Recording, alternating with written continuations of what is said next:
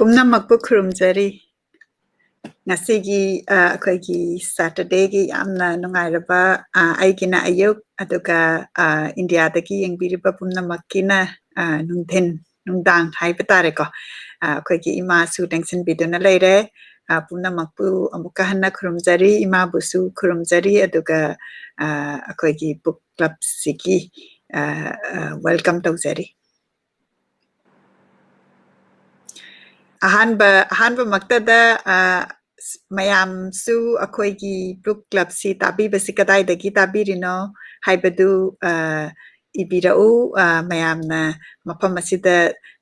ꯇꯥꯕꯤꯕꯅꯤ ꯍꯥꯏꯕꯗꯨ ꯌꯦꯡꯕꯗ ꯌꯥꯝꯅ ꯅꯨꯡꯉꯥꯏꯖꯩ ꯑꯗꯨꯒ ꯇꯥꯕꯁꯨ ꯌꯥꯝ ꯅꯨꯡꯉꯥꯏꯖꯩ ꯑꯗ ꯏꯃꯥ ꯀꯔꯝꯅ ꯀꯃꯥꯏꯅ ꯇꯧꯔꯤꯕ ꯑꯍꯥꯟꯕ ꯍꯧꯕꯁꯤꯗ ꯑꯩꯅ ꯉꯁꯤ ꯑꯩꯅ ꯌꯥꯝꯅ ꯑꯦꯛꯁꯥꯏꯇꯤꯡ ꯑꯣꯏꯕ ꯑꯃ ꯁꯦꯌꯔ ꯇꯧꯖꯒꯦ ꯀꯔꯤ ꯃꯇꯥꯡ ꯁꯤꯒꯤ ꯏꯃꯥꯅ ꯎꯕꯤꯕ꯭ꯔꯥ ꯈꯪꯗꯦ ꯁꯤ ꯑꯩꯒꯤ ꯏꯟꯁꯇꯥꯒ꯭ꯔꯥꯝꯒꯤ ꯄꯦꯖꯁꯤ ꯃꯌꯥꯝꯅ ꯌꯦꯡꯕꯤꯔꯒꯗꯤ ꯑꯩꯅ ꯍꯟꯗꯛꯀꯤ ꯂꯥꯁ ꯋꯤꯀꯦꯟꯗ ꯕꯔꯗ ꯐꯤꯗꯔ ꯑꯃ ꯑꯩꯅ ꯏꯟꯁꯇꯣꯜ ꯇꯧꯕꯅꯦ ꯑꯗꯨꯒ ꯕꯔꯗ ꯐꯤꯗꯔꯁꯤ ꯏꯟꯁꯇꯣꯜ ꯇꯧꯔꯀꯥꯟꯗ ꯑꯩꯅ ꯁꯨꯝ ꯑꯩꯈꯣꯏꯒꯤ ꯃꯅꯤꯡꯁꯤꯗ ꯀꯩꯅꯣ ꯌꯥꯝ ꯐꯖꯕ ꯕꯔꯗꯁꯦ ꯌꯥꯝ ꯎꯕ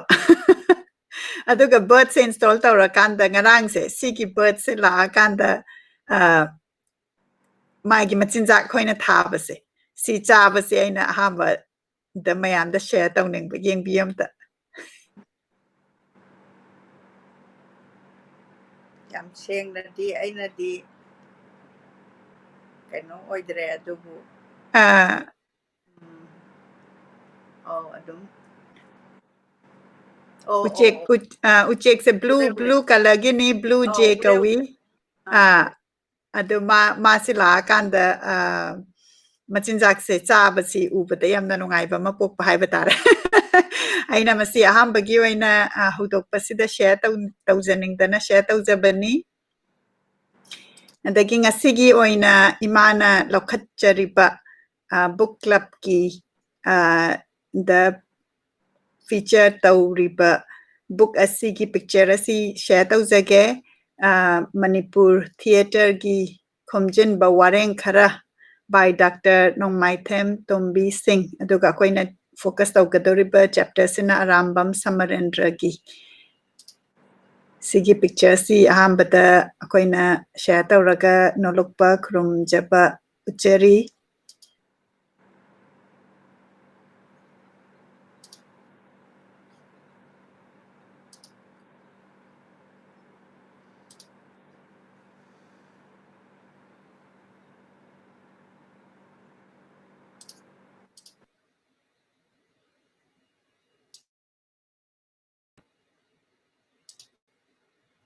makha tarakpada ai imada pizarage ngasigi program asi hobinabagi damakta hojadringagi mamangda ehangna viewer other listener tabiriba punamapu kognonjari loina aina ngasi lanthoksagadariba Manipur Theatre khomjinba wareng khara ibirapa thijanbiriba Oja Dr Nongmaithem Tombi Singh hoji yamna active oina Manipur Samajda Sahityagi mafamda yam chauna thabak tawbiriba Oja haijaba tare mahaki keno pongnaphamgi chumna yengba Nongmai Pandit haidana magi kalam the kuire Ojagi adum kaidana bangasi phawada kalamni soina so adum tawbiriba thabak su leptaba Ojabu khuramjari pajadringai mamangda adubu ngasigi khomjanba wareng asida Ojana wahi kharadang thambiramba se ahanba maktada ihangna pathokjage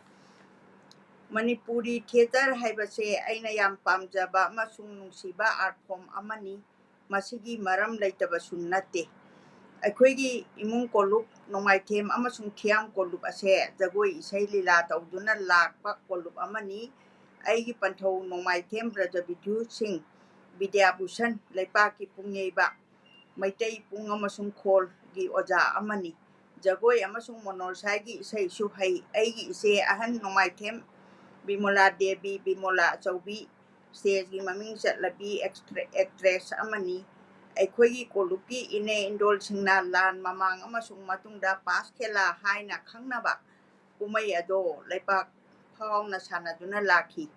ꯑꯩꯈꯣꯏꯒꯤ ꯏꯃꯨꯡ ꯑꯃꯁꯨꯡ ꯀꯣꯂꯨꯞ ꯑꯁꯦ ꯖꯒꯣꯏ ꯏꯁꯩꯒꯤ ꯇꯤꯟꯅꯐꯝ ꯑꯃꯁꯨꯡ ꯑꯣꯖꯥ ꯀꯌꯥꯒꯤ ꯄꯨꯟꯐꯝ ꯑꯣꯏꯗꯨꯅ ꯂꯥꯛꯏ꯫ ꯄꯨꯝꯅꯃꯛ ꯑꯁꯦ ꯑꯩꯒꯤ ꯑꯉꯥꯡ ꯑꯣꯏꯔꯤꯉꯩꯒꯤ ꯄꯨꯟꯁꯤꯒ ꯁꯥꯒꯣꯟꯅꯗꯨꯅ ꯆꯨꯁꯤꯟꯅꯗꯨꯅ ꯂꯥꯛꯈ꯭ꯔꯕꯅꯤ꯫ ꯑꯉꯥꯡ ꯑꯣꯏꯔꯤꯉꯩꯗꯒꯤ ꯍꯧꯅ ꯑꯩꯒꯤ ꯏꯆꯦ ꯑꯃꯗꯤ ꯏꯅꯦꯁꯤꯡ ꯑꯦꯔꯦꯟ ꯊꯤꯌꯦꯇꯔ ꯔꯨꯃꯣꯍꯣꯜꯗ ꯁꯥꯟꯅꯕ ꯂꯤꯂꯥ ꯀꯌꯥ ꯌꯦꯡꯗꯨꯅ ꯂꯥꯛꯈꯤ꯫ ꯑꯉꯥꯡ ꯑꯣꯏꯔꯤꯉꯩꯗ ꯑꯩꯈꯣꯏꯒꯤ ꯁꯪꯒꯣꯏꯗ ꯇꯥꯃꯣꯁꯤꯡꯅ ꯐꯤ ꯈꯟꯗꯨꯅ ꯁ꯭ꯇꯦꯖ ꯁꯥꯔꯒ ꯂꯤꯂꯥ ꯁꯥꯟꯅꯕꯗ ꯁꯔꯨꯛ ꯌꯥꯗꯨꯅ ꯍꯧꯔꯛꯈꯤ꯫ ꯑꯩꯒꯤ ꯑꯉꯥꯡ ꯑꯣꯏꯔꯤꯉꯩꯗ ꯄꯨꯟꯁꯤ ꯖꯒꯣꯏ ꯏꯁꯩꯅ ꯌꯣꯝꯗꯨꯅ ꯆꯥꯎꯔꯛꯈꯤ꯫ ꯑꯗꯨꯗꯒꯤ ꯈꯔ ꯆꯥꯎꯔꯛꯂꯒ ꯃꯦꯇ꯭ꯔꯤꯛ ꯊꯥꯔꯕ ꯃꯇꯨꯡꯗ BA ꯇꯝꯕ ꯃꯇꯝ ꯈ꯭ꯔꯤꯁꯇꯒꯤ ꯀꯨꯝꯖꯥ 1968ꯗꯒꯤꯅ 65ꯁꯦ ꯑꯩꯈꯣꯏꯒꯤ ꯌꯨꯝꯗ ꯅꯍꯥꯔꯣꯜ ꯁꯥꯍꯤꯇ꯭ꯌ ꯄ꯭ꯔꯦꯃꯤ ꯁꯃꯤꯇꯤꯒꯤ ꯑꯣꯐꯤꯁ ꯑꯣꯏꯗꯨꯅ ꯊꯥꯒꯤ ꯅꯩꯅꯕ ꯁꯚꯥ ꯄꯨꯊꯣꯛꯇꯨꯅ ꯑꯗꯨꯝ ꯂꯥꯛꯈ꯭ꯔꯕꯅꯤ꯫ ꯑꯩꯈꯣꯏꯒꯤ ꯁꯪꯒꯣꯏ ꯑꯃꯁꯨꯡ ꯒꯣꯕꯔꯙꯟ ꯑꯁꯦ ꯁꯥꯍꯤꯇ꯭ꯌꯒꯤ ꯅꯩꯅꯐꯝ ꯑꯣꯏꯗꯨꯅ ꯂꯥꯛꯈꯤ꯫ ꯑꯩꯒꯤ ꯄꯨꯟꯁꯤꯒꯤ ꯈꯣꯡꯍꯧꯗ ꯖꯒꯣꯏ ꯑꯃꯁꯨꯡ ꯏꯁꯩ, ꯊꯤꯌꯦꯇꯔ ꯑꯃꯁꯨꯡ ꯁꯥꯍꯤꯇ꯭ꯌꯅ ꯌꯣꯝꯁꯤꯜꯂꯒ ꯁꯥꯒꯠꯂꯛꯈꯤ꯫ ꯈ꯭ꯔꯤꯁꯇꯒꯤ 1968ꯗ ꯏꯝꯐꯥꯜ ꯀꯣꯂꯦꯖꯗ ꯃꯅꯤꯄꯨꯔꯤ ꯂꯦꯛꯆꯔ ꯑꯣꯏꯔꯕ ꯃꯇꯨꯡꯗ ꯑꯣꯖꯥ GC ꯇꯣꯡꯕ꯭ꯔꯥꯒ ꯊꯦꯡꯅꯈꯤ꯫ ꯑꯣꯖꯥꯒ ꯆꯍꯤ ꯀꯌꯥ ꯂꯣꯏꯅꯗꯨꯅ ꯊꯤꯌꯦꯇꯔ ꯅꯩꯅꯗꯨꯅ ꯂꯥꯛꯈꯤ꯫ ꯁꯣꯁꯥꯏꯇꯤ ꯊꯤꯌꯦꯇꯔꯗ ꯌꯥꯎꯈꯤ꯫ ꯂꯤꯂꯥ ꯇꯝꯕ, ꯁꯤꯟꯕ, ꯁꯥꯟꯅꯕꯗ ꯁꯔꯨꯛ ꯌꯥꯔꯛꯈꯤ꯫ ꯏꯝꯐꯥꯜ ꯀꯣꯂꯦꯖ ꯗ꯭ꯔꯥꯃꯥ ꯀ꯭ꯂꯕꯅ ꯗ꯭ꯔꯥꯃꯥ ꯐꯦꯁꯇꯤꯚꯦꯜꯗ ꯁꯔꯨꯛ ꯌꯥꯗꯨꯅ ꯑꯣꯖꯥ ꯇꯣꯡꯕ꯭ꯔꯥꯒꯤ ꯍꯤꯡꯃꯤꯟꯅꯕ ꯁꯥꯟꯅꯈꯤ꯫ ꯃꯗꯨꯗ ꯑꯦꯛꯇꯔ ꯑꯃ ꯑꯣꯏꯅ ꯑꯩꯁꯨ ꯁꯔꯨꯛ ꯌꯥꯈꯤ꯫ ꯃꯇꯨꯡꯗ ꯈ꯭ꯔꯤꯁꯇꯒꯤ ꯀꯨꯝꯖꯥ 1989ꯗꯒꯤ ꯍꯧꯅ ꯄꯣꯛꯅꯐꯝ ꯈꯕꯔꯒꯤ ꯀꯂꯝꯅꯤꯁ ꯑꯣꯏꯅ ꯊꯤꯌꯦꯇꯔ ꯔꯤꯚꯤꯌꯨ ꯀꯌꯥ ꯏꯗꯨꯅ ꯂꯥꯛꯂꯤ꯫ ꯍꯧꯖꯤꯛ ꯐꯥꯎꯕ ꯊꯕꯛ ꯑꯁꯤ ꯂꯦꯞꯄ ꯂꯩꯇꯅ ꯆꯠꯊꯔꯤ꯫ ꯃꯃꯥꯡꯗ ꯑꯩꯍꯥꯛꯅ ꯄꯟꯖꯈꯤꯕꯗꯣ ꯂꯥꯏꯔꯤꯛ ꯑꯁꯤꯗ ꯌꯥꯎꯔꯤꯕ ꯋꯥꯔꯦꯡꯁꯤꯡ ꯑꯁꯦ ꯆꯍꯤ ꯀꯌꯥ ꯀꯥꯟꯅꯅ ꯁꯦꯃꯤꯅꯥꯔ ꯀꯌꯥꯗ ꯄꯥꯈ꯭ꯔꯕ ꯀꯥꯟꯅꯅ ꯍꯥꯏꯕꯅꯤ ꯄꯥꯈ꯭ꯔꯕ ꯄꯦꯄꯔꯁꯤꯡ, ꯆꯦꯐꯣꯡꯁꯤꯡ ꯐꯣꯡꯈ꯭ꯔꯕꯁꯤꯡ, ꯅꯧꯅ ꯏꯕꯁꯤꯡ ꯃꯌꯥꯝ ꯑꯗꯨꯗꯒꯤ ꯈꯔ ꯈꯟꯒꯠꯂꯒ ꯂꯥꯏꯔꯤꯛ ꯑꯁꯤ ꯁꯥꯒꯠꯄꯅꯤ꯫ ꯃꯃꯥꯡꯗ ꯏꯈꯤꯕ ꯋꯥꯔꯦꯡꯁꯤꯡ ꯑꯣꯏꯕꯅ ꯅꯧꯅ ꯑꯃꯨꯛ ꯁꯦꯝꯗꯣꯛꯅꯤꯡꯕ, ꯈꯔ ꯍꯥꯞꯆꯤꯟꯅꯤꯡꯕ, ꯈꯔ ꯍꯦꯟꯅ ꯁꯟꯗꯣꯛꯅ ꯇꯥꯛꯅꯤꯡꯕ ꯀꯌꯥ ꯊꯦꯡꯅꯩ꯫ ꯄꯨꯝꯅꯃꯛ ꯑꯁꯦ ꯀꯔꯤ ꯑꯃꯠꯇ ꯁꯦꯝꯗꯣꯛꯄ ꯇꯧꯗꯅ ꯍꯥꯟꯅꯒꯤ ꯃꯑꯣꯡ ꯑꯗꯨꯗ ꯑꯗꯨꯝ ꯊꯝꯂꯦ꯫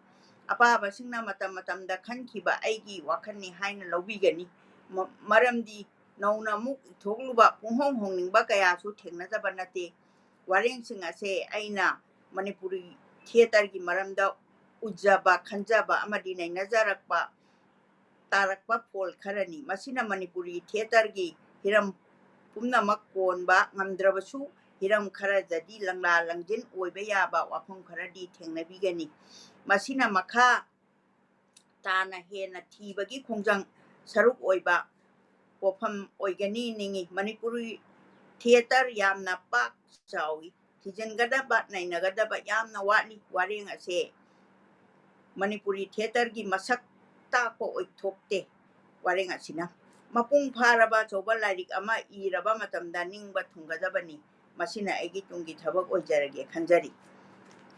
ꯑꯩꯗꯤ ꯂꯥꯏꯔꯤꯛ ꯐꯣꯡꯕ ꯀꯌꯥ ꯈꯣꯏꯖꯪꯗꯕ ꯑꯃꯁꯨꯡ ꯊꯧꯁꯥꯗꯕ ꯃꯤꯁꯛ ꯑꯃꯅꯤ꯫ ꯑꯩꯒꯤ ꯃꯇꯧ ꯑꯁꯤꯗ ꯑꯩꯒꯤ ꯅꯨꯡꯁꯤꯔꯕ ꯏꯅꯥꯎ ꯏꯕꯨꯡꯉꯣ ꯁ꯭ꯔꯤ BS ꯔꯥꯖꯀꯨꯃꯥꯔ ꯅꯝꯕꯣꯜꯗ ꯂꯩꯕꯅ ꯃꯨꯟꯅ ꯈꯪꯕꯤꯕꯒꯨꯝ ꯇꯧꯏ꯫ ꯃꯥꯅ ꯆꯣꯡꯊꯣꯛꯄꯤꯔꯛꯇꯨꯅ ꯂꯥꯏꯔꯤꯛ ꯑꯁꯦ ꯐꯣꯡꯕꯒꯤ ꯑꯋꯥꯕ ꯄꯣꯠꯂꯨꯝ ꯄꯨꯝꯅꯃꯛ ꯄꯨꯕꯤꯕꯗ ꯅꯠꯇꯅ ꯄ꯭ꯔꯨꯐꯅꯆꯤꯡꯕ ꯑꯁꯣꯏ ꯑꯉꯥꯝ ꯀꯌꯥ ꯌꯦꯡꯕꯤꯗꯨꯅ ꯂꯥꯏꯔꯤꯛ ꯑꯁꯦ ꯐꯖꯅ ꯁꯦꯝꯒꯠ ꯁꯥꯒꯠꯄꯤꯈꯤ꯫ ꯏꯅꯥꯎꯒꯤ ꯂꯃꯟ ꯄꯨꯟꯁꯤ ꯆꯨꯞꯄꯒꯤ ꯑꯣꯏꯅ ꯇꯣꯟꯁꯤꯟꯖꯔꯦ꯫ ꯏꯅꯥꯎꯒꯤ ꯊꯃꯣꯏꯗꯤ ꯑꯇꯥꯡꯕꯅꯤ꯫ ꯏꯁꯣꯔꯒꯤ ꯈꯨꯠꯁꯦꯝꯗ ꯃꯉꯣꯟꯗ ꯂꯩꯔꯤꯕ ꯃꯤꯅꯨꯡꯁꯤꯒꯤ ꯁꯔꯨꯛꯁꯦ ꯊꯑꯣꯏꯅ ꯁꯦꯝꯕꯤꯔꯛꯄꯒꯨꯝ ꯇꯧꯏ꯫ ꯑꯗꯨꯅ ꯏꯅꯥꯎ ꯏꯃꯣꯖꯤꯠ ꯅꯤꯉꯣꯝꯕꯅ ꯑꯆꯤꯟꯕ ꯃꯇꯝ ꯀꯥꯏꯊꯣꯛꯄꯤꯗꯨꯅ DTP ꯇꯧꯕꯒꯤ ꯊꯧꯗꯥꯡ ꯂꯧꯕꯤꯈꯤꯕꯒꯤꯗꯃꯛꯇ ꯉꯝꯈꯩ ꯂꯩꯇꯅ ꯊꯥꯒꯠꯆꯔꯤ꯫ ꯑꯔꯣꯏꯕꯗ ꯔꯥꯏꯇꯔꯁ ꯐꯣꯔꯝꯒꯤ ꯏꯆꯤꯟ ꯏꯅꯥꯎꯁꯤꯡꯕꯨꯁꯨ ꯉꯝꯈꯩ ꯂꯩꯇꯅ ꯊꯥꯒꯠꯆꯔꯤ꯫ ꯂꯥꯏꯔꯤꯛ ꯑꯁꯦ ꯔꯥꯏꯇꯔꯁ ꯐꯣꯔꯝꯒꯤ ꯊꯧꯁꯤꯜ ꯊꯧꯔꯥꯡ ꯃꯈꯥꯗ ꯐꯣꯡꯖꯕꯅꯤ꯫ ꯑꯁꯨꯝꯅ ꯑꯏꯕ ꯗꯥꯛꯇꯔ ꯅꯣꯡꯃꯥꯏꯊꯦꯝ ꯇꯣꯝꯕꯤ ꯁꯤꯡ, ꯀꯩꯁꯥꯝꯄꯥꯠ, ꯏꯝꯐꯥꯜꯅ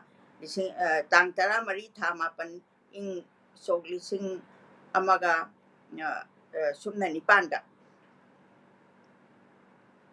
ꯏꯕꯤꯈꯤ꯫ Ojana nainaba amadi drama gi theater gi maramda punamakse ai hak amutang mathang manaw naina pathokjage kanagumba sigi marak sida yamna maru oiba naina biningba yauragasu sigi manung sidadi aigi mafum sida larik asi leijare aduna ahanbada hujik Manipuri theater gi samatya changengi lambida ani subada hujik matamgi Manipur theater gi fajarol nainaba ani suba lanjau gi mamangda ohum subadana ani suba lanjau gi mamangda Manipuri theater gi production style amasung technique nainaba adai mari subada drama iba ama oina pharakam chawba manga subada jc tongbra gi damakta di ehangna pajak he mamangda taruk subada Manipuri proscenium theater lising ama chamapan kuntra dagina chamapan hu phawbagi manungda leiba aduga Manipuri mathangda Manipuri theater da sakchu semba di magi makeup to adugi matangni adiga nipan subada lok sahitya da yumpham oiraga Manipuri drama mapan subada anowa Manipuri theater da pukramba samugi khudol tara subada ngasi ena pajaga doriba Arambam Samarendra amasung magi drama si masini ayang ngasi lanthoksaga doriba se miyang mafamda drama thoi subada theater amasung education train thoi subada hujik Manipuri director samasya amasung makhoigi miyeng traum doi subada hujik Manipuri theater tradition amasung modernism aduga tara mari subada Rajkumar Surendrajit Singhagi natak Panchanjanya aduga tara manga subada Sumang Lilagi production design tara tok subada Oja Chongtham Ayudharja aidi ningkhebjau haina su kaunaba Singhagi post colonialism drama amana yumpham oiba Arambam Samarendra gi jachayab ki imung sina tara tre subadani maitai gi lai harauba theater nate sina tara pan subada asumna ojana subject tara nipan sida haiba larik asina inabirami aduna hujik ai hangna lokhachaga doriba Arambam Samarendra amasung magi drama sing masita singna last Saturday da ai hakna nainajagiba Kabiratna Arambam Darendrajit Singha na hekpokpa macha nupa ani thambiramba aduga nupi ama adugi manungda macha nupa ahani Arambam Samarendra hairibase aduga manau haidi nupa ani subaduna Arambam Oja Lokendra hujik fawbada Oja thabak fajana iba khotpagi thabak tawbiri aduga macha nupi ama thanami haibaduna ijemsi ibema Arambam Santibala adu hujik fawba yamna thabak fajana tawdana college dagi pothadana leibiri asumna Arambam Samarendra ojadi leikhidre aduga nongakre adu hujik paba ai hak haujarage Arambam Samarendra kanano mahakna Manipuri sahitya da tauramba khudol amasung mahaki mafam karino wahangsing ase pakhum chap chana piba oithokte maramdi aikhoina Arambam Samarendra bu masak munna khangba ngamdri mahaki maramda yamna kupna thijangadaba mamuttana nainagadaba yamna wali hojik aikoi Samarendra bu masak khangnaba hotnabagi saihouda leiri houda ngairi sin ahanba jatra gi khongphamni mabu masak munna khangduna charom makhal kaya puthokadabadi tungi mirol singi makhuta leire tungi mirol sing haibi generation sida leiri ba naharol singi makhuta leire asumna thambirami maramdi tunglam chatta magi saklon kaya lakhiba yari mahakti kunmatoi suba chahi chagi Manipuri sahitya da achauba phenomenon amani anoba Manipuri drama gi achauba amasung sakti leiba lila iba ama oibata natana drama gi anobo ichel amasung wakhalon hudoklamba aiba amani lila iba ama oina magi khudol amasung mafam chawi lila gi lamdata natana Manipuri Sanskriti maru oina performing arts kaya da magi khudol chauna le Manipuri Sanskrit haibasina Sanskrit ki lol dubuni aduga Sanskriti haibasina matam dugi samaj dugi chatna rol do adubuni Sanskriti hairise ꯊꯕꯛ ꯌꯥꯝꯅ ꯇꯧꯔꯝꯕ ꯃꯈꯣꯡ ꯌꯥꯝꯅ ꯂꯦꯡꯕ ꯁꯥꯍꯤꯇ꯭ꯌ ꯁꯪꯁꯀ꯭ꯔꯤꯇꯤ ꯑꯃꯁꯨꯡ ꯁꯃꯥꯖ ꯆꯨꯝꯊꯣꯛꯄꯒꯤ ꯁꯃꯥꯖ ꯁꯪꯁꯀꯥꯔ ꯇꯧꯕꯒꯤ ꯑꯀꯟꯕ ꯊꯕꯛꯂꯣꯏ ꯑꯃꯅꯤ ꯃꯍꯥꯛꯅ ꯄꯥꯝꯃꯤꯁꯦ ꯁꯃꯥꯖꯀꯤ ꯑꯃꯣꯠꯄ ꯃꯌꯥꯝ ꯑꯗꯨꯒ ꯁꯃꯥꯖꯁꯤ ꯆꯥꯎꯈꯠꯄꯗ ꯈꯨꯔꯧ ꯊꯥꯡꯒꯗꯕ ꯃꯌꯥꯝꯁꯦ ꯃꯍꯥꯛꯅ ꯁꯦꯡꯗꯣꯛꯄ ꯄꯥꯝꯕ ꯑꯗꯨꯒꯨꯝꯕ ꯅꯤꯡꯍꯟꯅꯕ ꯂꯩꯇꯅ ꯎꯏꯈ꯭ꯔꯕ ꯀꯔꯃꯤ ꯑꯃꯁꯨꯡ ꯑꯦꯛꯇꯤꯚꯤꯁ ꯎꯏꯈ꯭ꯔꯕ ꯍꯥꯏꯕꯅꯤ ꯎꯏꯈ꯭ꯔꯕ ꯅꯠꯇꯦ ꯎꯏꯈ꯭ꯔꯕ ꯀꯔꯃꯤ ꯑꯗꯨ ꯌꯥꯝꯅ ꯀꯟꯕ ꯈꯥꯡꯕ ꯀꯟꯕ ꯑꯦꯛꯇꯤꯚꯤꯁ ꯑꯃꯁꯨꯅꯤ ꯑꯔꯥꯝꯕꯝ ꯁꯣꯃꯔꯦꯟꯗ꯭ꯔꯣ ꯇꯥꯡ 19 ꯊꯥ 3 1935 ꯗꯒꯤꯅ ꯇꯥꯡ 10 ꯊꯥ 3 2002 ꯒꯤ ꯐꯥꯎꯕꯒꯤ ꯃꯔꯨ ꯑꯣꯏꯕ ꯑꯃꯁꯨꯡ ꯃꯄꯨꯡ ꯑꯣꯏꯕ ꯈꯨꯗꯣꯜꯗꯤ ꯂꯤꯂꯥ ꯏꯕ ꯑꯃ ꯑꯣꯏꯅ ꯂꯤꯂꯥ ꯀꯌꯥ ꯏꯗꯨꯅ ꯁꯥꯟꯅꯈꯤꯕ ꯑꯃꯁꯨꯡ ꯐꯣꯡꯂꯝꯕ ꯑꯁꯤꯅꯤ ꯃꯁꯤꯒꯤ ꯃꯊꯛꯇ ꯁꯨꯃꯥꯡ ꯂꯤꯂꯥꯒꯤ ꯑꯀꯟꯕ ꯏꯍꯧ ꯑꯃ ꯁꯥꯒꯠꯅꯕ ꯍꯣꯠꯅꯔꯝꯃꯤ ꯃꯅꯤꯄꯨꯔꯤ ꯊꯤꯌꯦꯇꯔ ꯗ꯭ꯔꯥꯃꯥ ꯑꯃꯁꯨꯡ ꯁꯨꯃꯥꯡ ꯂꯤꯂꯥꯒꯤ ꯃꯔꯝꯗ ꯁꯦꯃꯤꯅꯥꯔ ꯄꯦꯄꯔ ꯀꯌꯥ ꯄꯥꯗꯨꯅ ꯅꯩꯅꯕ ꯋꯥꯔꯦꯡ ꯀꯌꯥ ꯏꯗꯨꯅ ꯊꯤꯌꯦꯇꯔꯒꯤ ꯀ꯭ꯔꯤꯇꯤꯛ ꯑꯃꯒꯤ ꯐꯤꯔꯦꯞꯁꯨ ꯂꯧꯈꯤ ꯀ꯭ꯔꯤꯇꯤꯛ ꯑꯃ ꯑꯣꯏꯅ ꯁꯣꯃꯔꯦꯟꯗ꯭ꯔꯣꯒꯤ ꯁꯛꯂꯣꯟ ꯑꯁꯤꯒꯤ ꯃꯔꯝꯗ ꯉꯁꯤ ꯐꯥꯎꯕꯗ ꯀꯅꯥꯅꯁꯨ ꯃꯑꯣꯡ ꯇꯥꯅ ꯅꯩꯅꯕ ꯊꯦꯡꯅꯗꯦ ꯁꯣꯃꯔꯦꯟꯗ꯭ꯔꯕꯨ ꯃꯁꯛ ꯈꯪꯅꯕ ꯍꯣꯠꯅꯕꯗ ꯃꯥꯒꯤ ꯅꯩꯅ ꯋꯥꯔꯦꯡꯁꯤꯡ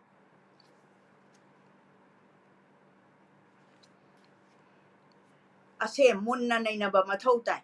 ꯃꯅꯤꯄꯨꯔꯒꯤ ꯃꯃꯤꯡ ꯆꯠꯂꯕ ꯈꯨꯃꯥꯕ ꯑꯏꯕ ꯑꯃ ꯑꯣꯏꯔꯤꯕ ꯑꯔꯥꯝꯕꯝ ꯗꯔꯦꯟꯗ꯭ꯔꯖꯤꯠ ꯁꯤꯡꯍꯒꯤ 1809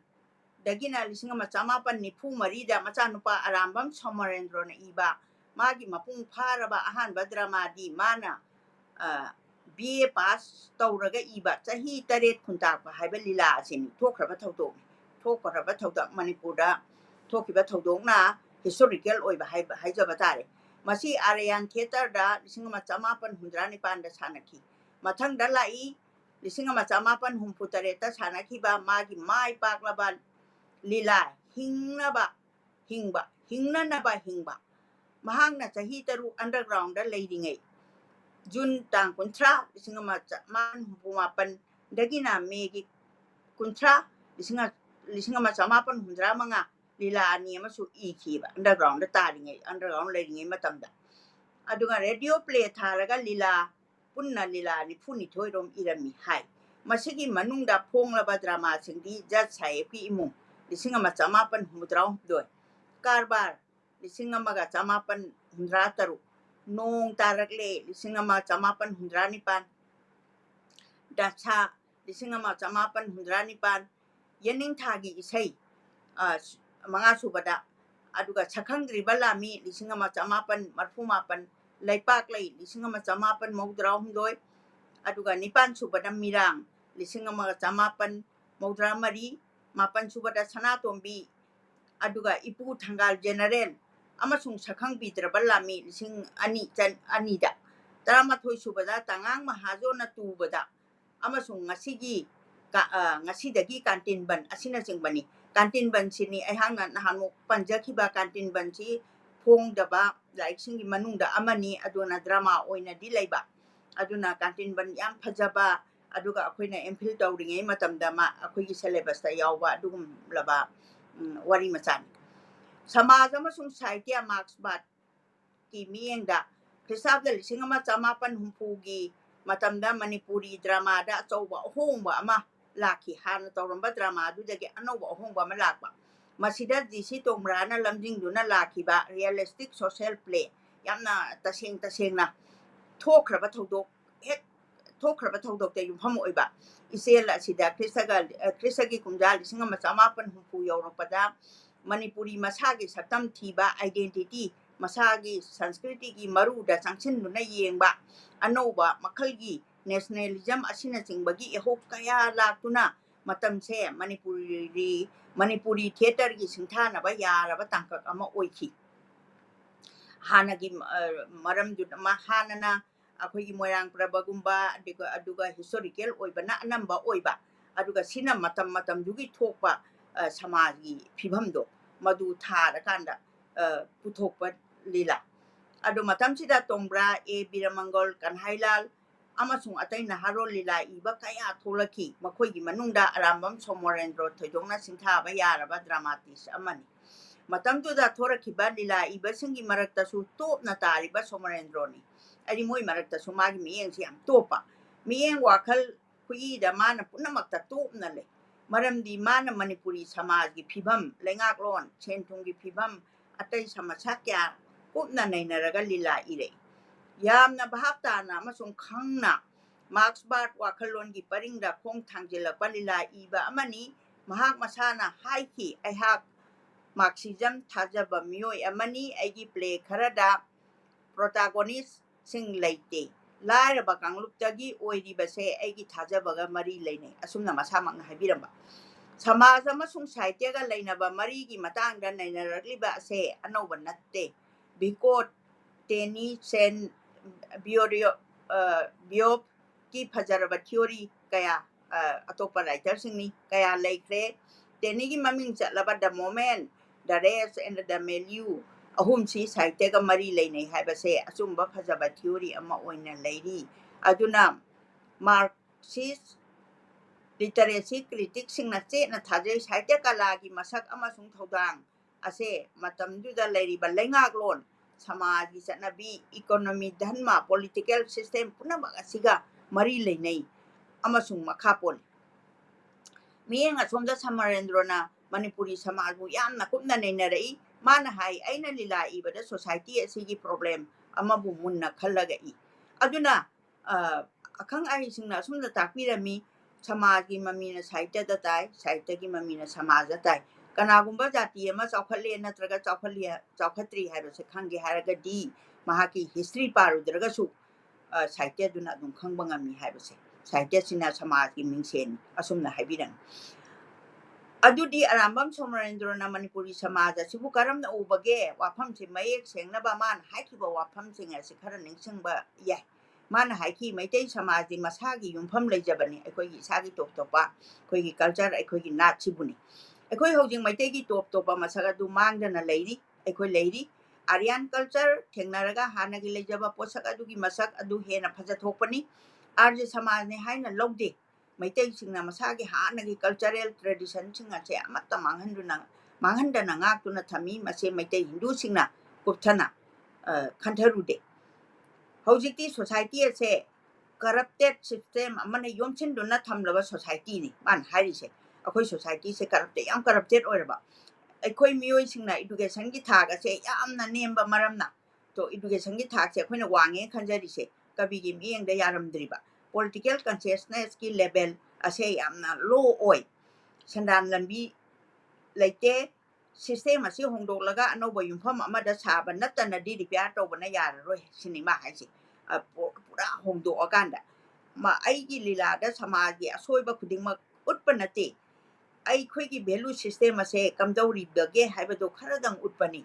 ꯃꯅꯤꯄꯨꯔꯤ ꯁꯃꯥꯖꯗ ꯅꯨꯄꯤꯒꯤ ꯃꯐꯝ ꯌꯥꯝꯅ ꯆꯥꯎꯅꯗꯤ ꯂꯩꯕꯅꯤ ꯑꯗꯨꯕꯨ ꯁꯣꯁꯥꯏꯇꯤꯅ ꯅꯨꯄꯤꯕꯨ ꯌꯥꯝꯅ ꯑꯦꯛꯁꯄ꯭ꯂꯣꯏꯠ ꯇꯧꯕꯤꯈ꯭ꯔꯦ ꯌꯥꯝ ꯆꯨꯝꯈ꯭ꯔꯕ ꯋꯥꯐꯝꯅꯤ ꯀꯕꯤꯅ ꯍꯥꯏꯕꯤꯔꯝꯃꯤꯁꯦ ꯌꯥꯝꯅ ꯚꯤꯛꯇꯤꯃꯥꯏꯖ ꯇꯧꯕꯤꯈ꯭ꯔꯦ ꯑꯩꯈꯣꯏꯒꯤ ꯅꯨꯄꯤ ꯁꯥꯊꯤꯅ ꯑꯋꯥꯕ ꯈꯥꯡꯉꯤ ꯃꯅꯤꯄꯨꯔꯗ ꯃꯤꯗꯜ ꯀ꯭ꯂꯥꯁ ꯍꯥꯏꯕꯁꯦ ꯌꯥꯝꯅ ꯆꯥꯎꯅ ꯆꯣꯡꯊꯣꯛꯇꯨꯅ ꯂꯩꯈ꯭ꯔꯕ ꯀ꯭ꯂꯥꯁ ꯑꯃꯅꯤ ꯉꯁꯤꯒꯤ ꯁꯃꯥꯖꯗ ꯁꯛꯇꯤ ꯄꯥꯏꯕꯁꯤꯡ ꯑꯃꯗꯤ ꯂꯝ ꯀꯌꯥ ꯂꯨꯆꯤꯡꯂꯤꯕꯁꯤꯡ ꯑꯁꯦ ꯃꯤꯗꯜ ꯀ꯭ꯂꯥꯁꯅꯤ ꯁꯃꯥꯖꯗ ꯀ꯭ꯂꯥꯁ ꯍꯥꯏꯕꯁꯦ ꯂꯩꯔꯤꯕꯁꯦ ꯍꯧꯔꯛꯐꯝꯗꯤ ꯆꯞ ꯃꯥꯟꯅꯩ ꯃꯁꯤꯒꯤ ꯀ꯭ꯂꯥꯁ ꯑꯁꯤꯒꯤ inherent weakness ama lei madudi makhoi gi akoibada thokliba punamakse makhoi gi oiba subjective view amanda pandam oi pandam aduda khenabana makhoi na pot amata accept tawba ngamde makhoi na tawribado afabani thajaribado achumbani haibasini atopa class ki miyoi singna class asiga leinariba mari se miyeng asigi matung illi aihaki ileibak amadi iramdangi miyoi singna hingbagi polum thangdaba chana 진나나 힝민나바 쿠나이 아마 사갈 하닝버기 다막다니 짠나짠네 아코이 힝민나바도 아도 사이트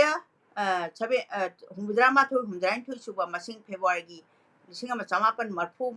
마판다 퐁버데기 럭톡사바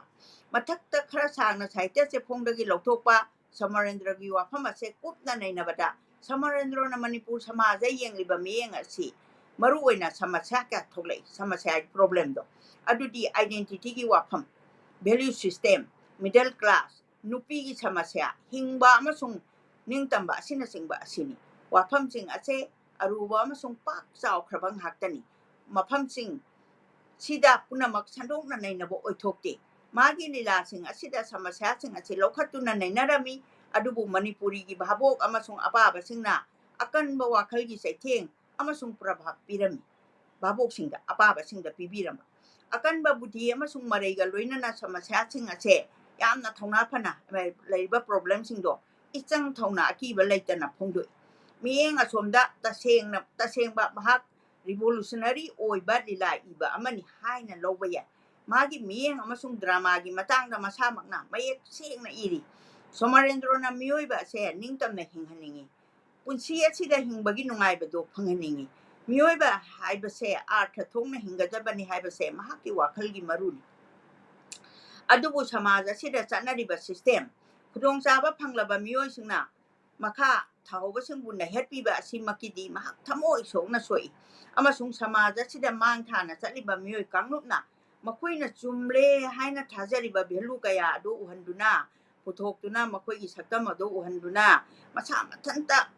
khangja baga loinana tasengna samaja magi wakhal hantahanba haibasidi mahaki drama gi kuphongdokni magi sampadak oiba khongjiliba manipuri lila machasing saita academy lisinga machamapan mawdra ki wahaudo magi ahanba phongba drama ja saib ki imung lisinga machamapan humdra humdoi asida identity middle class nupi gi ningtambagi samasya yamna phajana nei lila sida yauriba mohon hariba character ase manipuri drama gi itihas ta ihan hanba masagi identity bu bhap tana thiriba amaso amanba value system asibu singnariba sauraba naha amani lila si ahanbada tangkulumdoi tha malisinga machamapan humbudra humpumapanda utki mahak na mapa phulo babu amasung mayamba damodor bu sayep ki sukhak amani mamini nongchuki chanabi punsi mahing matau tamlaga chawkhatpa nate haiduna yamna thina chain singna duna saiki lila duda mana hai migi matau tamba ngaktana chawkhatpa nate aikhoigi su aikhoigi own way of life lei aikhoigi own values leijai aikhoigi values aduni aina thiri base mohona middle class ki mohot siliba phulo babu amasung damodor gi aranbu wakhal miyeng chanabi lisa chaja toksinaba matau iho hobalam chat sathina sitharam laga mayum thadoktuna chatki kari su khangjadaba matam punamakta babung khoigumba mina exploit tawiduna leiriba but still having alive a human being lamma sigi asengba masak liba miyoiba jati makhoigi marakta ai chatle goodbye haina to you all asumna mohona masagi asengba sakchu tradition samna identity thiba horaki masigi identity thibagi khongset asida manipur sahitya da hujik phawba lepan leitana sathari lila sida yauriba aruna ipsen new women gi wakhalonda sagalakpa charitrani mi ama oina masagi ningtamba pamjaba masagi wakhal leijaba nupa gi makha asum ponduna leigadabani haibase yadaba thona phabi singna bangambi nupi amani mahak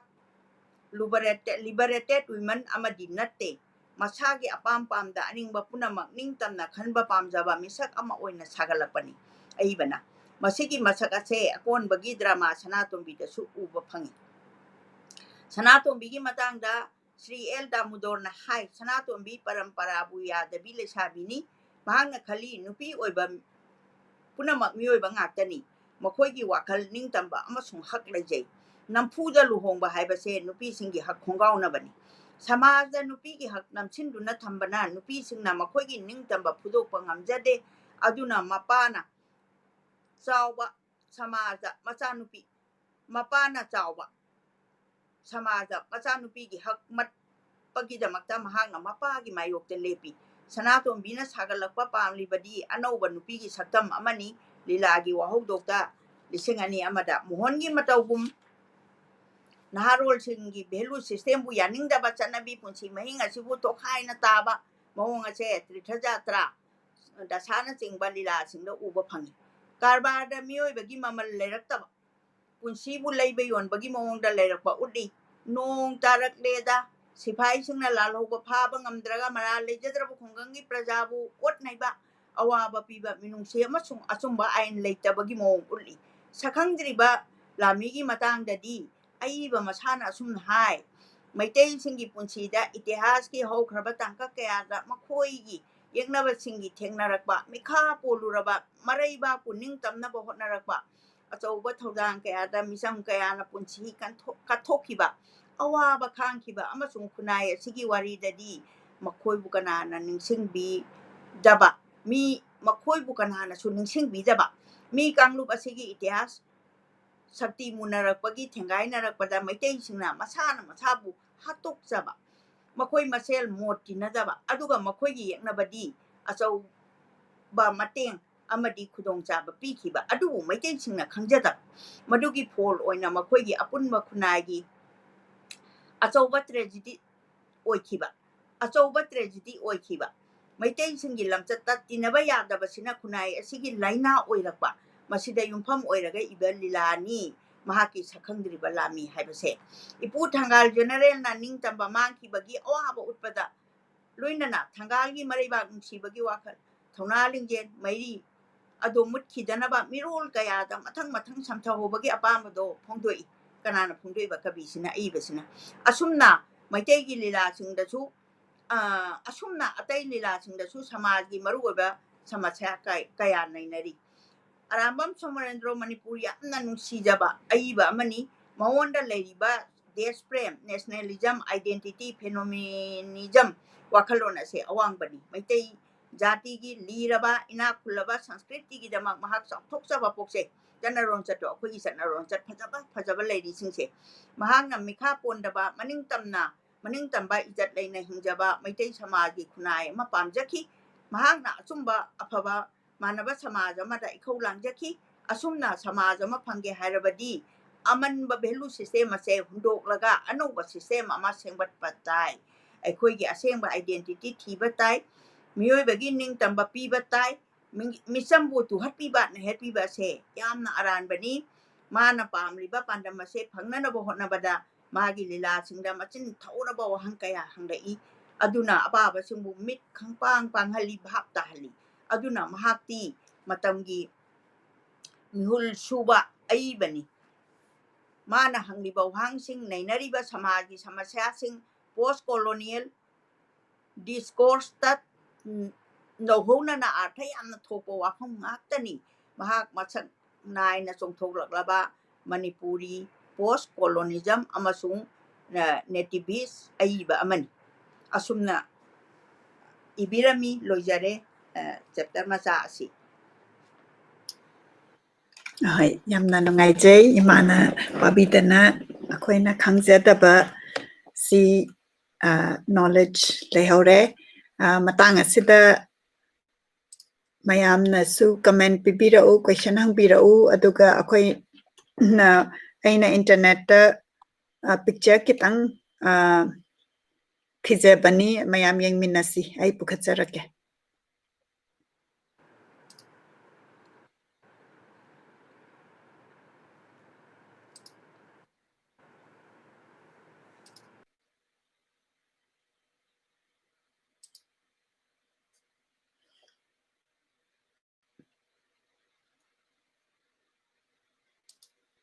Aina Google da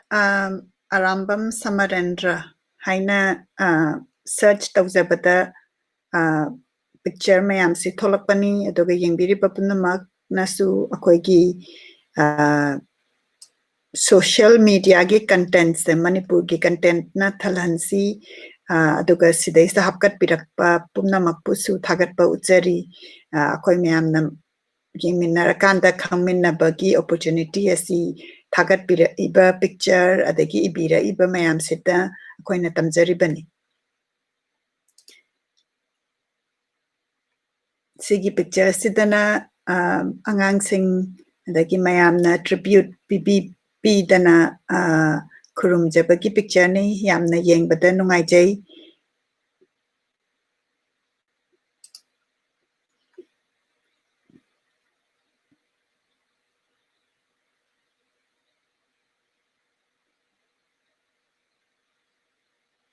Arambam Samarendra Memorial Observe Sina article I pauda yaubagi coverage ni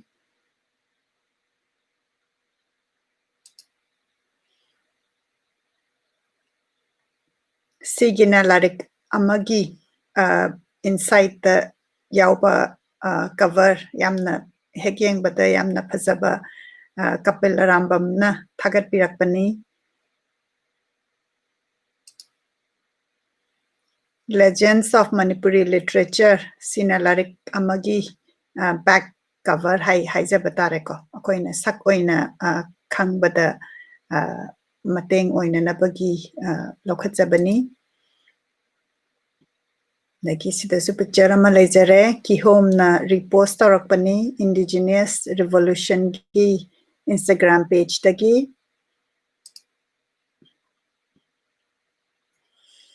Sina statue Arambam Samarendra gi aduga masida aina link through si taujabada June gi tarik tara se si di mistype oikhre ko June gi tarik tara sidaisa 20th death anniversary si celebrate tawkhibani aduna huzik akoi gi ngasi si June gi tarik tara humdoini aduna imana ngasi wari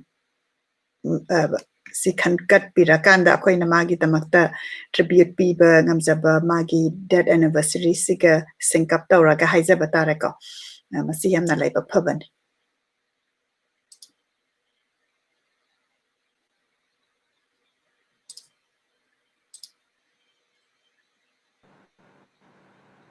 okay matang asida ai photo share tawjaba loijare ai interaction session asi haujarage mayamna comment pibirau question hangbirau akoi adum khanaminasi Maibam Vaneshwari na akoigi video si check tawbibagi thank you so much Sanjoy Yambem na Kuyathong Imphal dagi tabiri haina ibirai Loitongbam Ibung ngo machana Saga lambi Imphal dagi yengbirai haina ibirai Bemcha Debina watching from Delhi haina ibirai Amika Laimayumna Kurumjari Ima Amadi Monica Bu haina ibirai Radha Sharma Laimayumna Kurumjari Ima haina ibirai dagi ngasagi imana paringai duda yam phajaba sentence ama ibiki pabiraki migi matau tambana chaukhatpa natte akoi gisu we have our own way haiba ama igibadu yamna achumbani ayambana koina koigi society si da yengbada koi migi matau tambase magi inner arthra to khangdana pangtamda tamba haitare ko adusu dum u banina akoigi kenose yamna chanai haitare ado masigi matangda imana additional comment kitang pibiyo migi matau tamba na chaukhat panate haisa akoigi society sida adugi mami tabase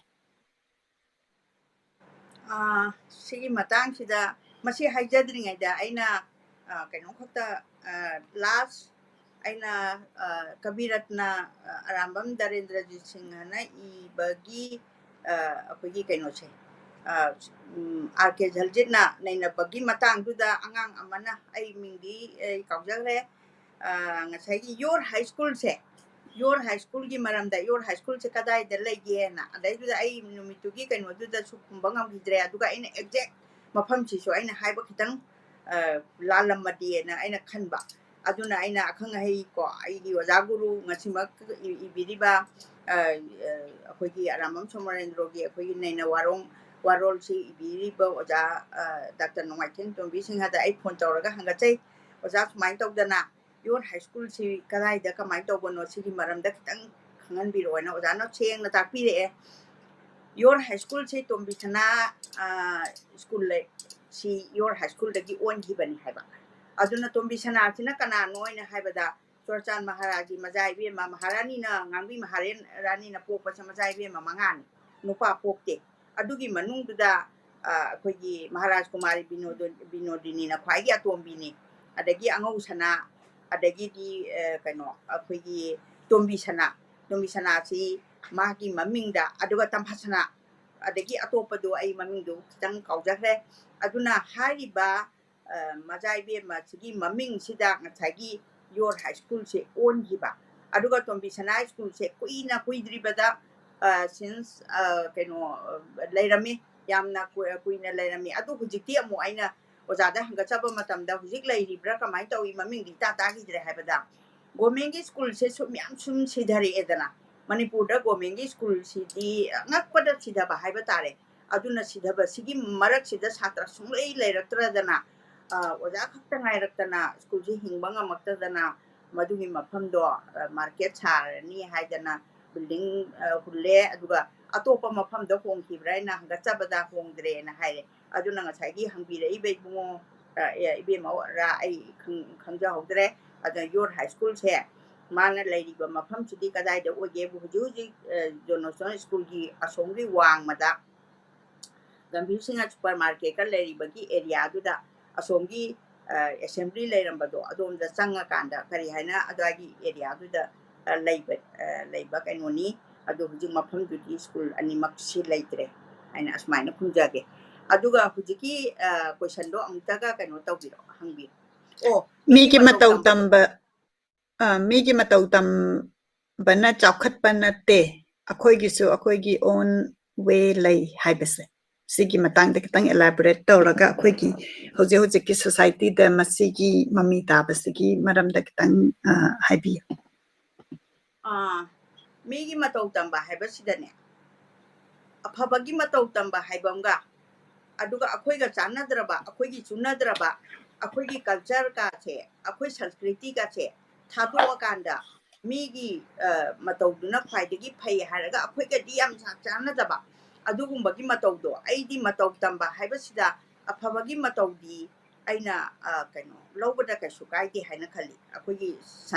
samaji olapagi matung ina for example aina example ama pijarabadane akhoi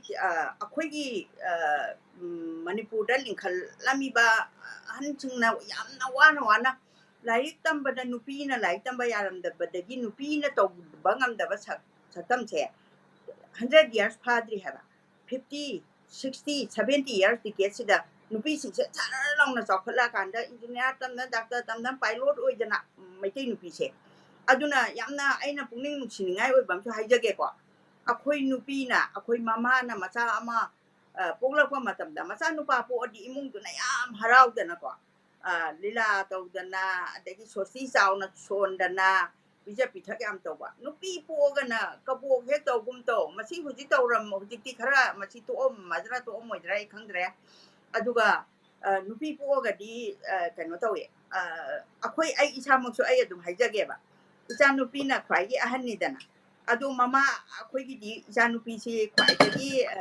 kainoni yamna good friend ni ai logjage aduna hujik ngasigi experience aduga ai mosu good friend ni aduga ai isa su good friend ni everybody good friend ni adubu nupi po akanda ne kaino nupa singsina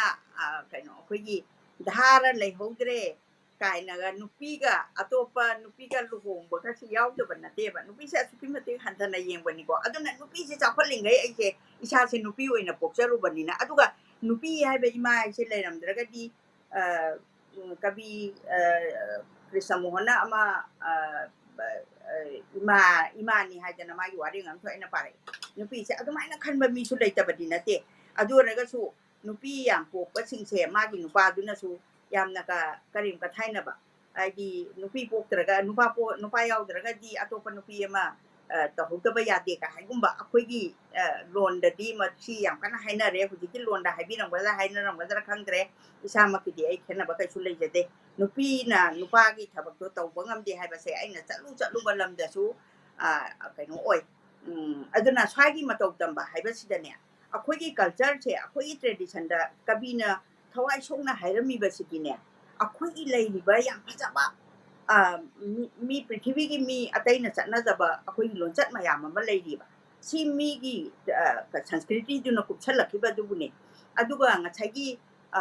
larik tambada akhoi gi aphaba school leiram mi ba mayam che kainom akhoi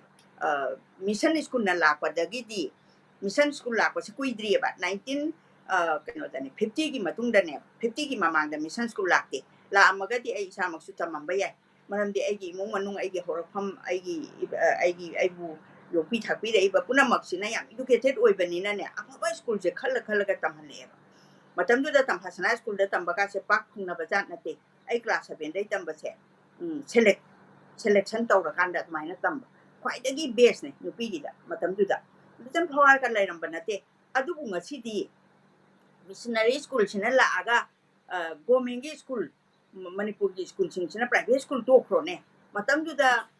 donation school tokro ram pal school gi chhatra na kayam pharani nupa gi da chandon thilakanda paung sitol jine principal masamak na oira kanda very strict principal matamduda chandon thindaba mi kaino tawram deba